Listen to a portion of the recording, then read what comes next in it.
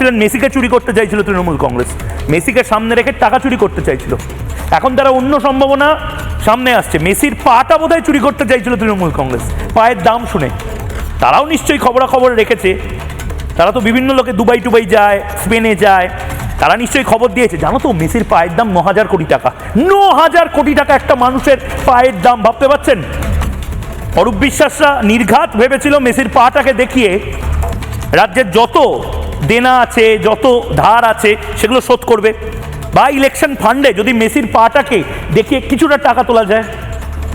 মেসির পাকেও এরা ছাড়বে না, বাঁ পায়ের দাম 9,000 কোটি টাকা।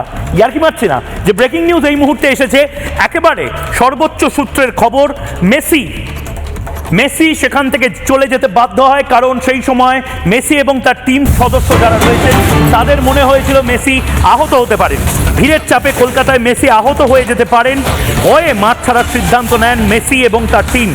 আবারও বলছি, ভিড়ের চাপে কলকাতায় মেসি আহত হতে পারেন, সেই ভয়ে মাঠ ছাড়ার সিদ্ধান্ত তৎক্ষণাৎ নেন মেসির টিম মেম্বাররা। ভিআইপিদের ছবি তোলার হ্যাংলামো দেখে মেসির ম্যানেজার তৎক্ষণাৎ এই সিদ্ধান্ত নেন।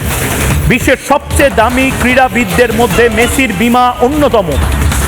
তার বাঁ পায়ের দাম প্রায় $900 মিলিয়ন। লিওনেল মেসির বাঁ পায়ের, যাতে কোনো ইনজুরি না হয়, যদি ইনজুরি হয়, কোনো ধরনের যদি সমস্যা হয়, বাঁ পা যদি ব্যবহার করা না যায়, বাঁ পাটার ইন্স্যুরেন্স করানো আছে $900 মিলিয়ন দিয়ে।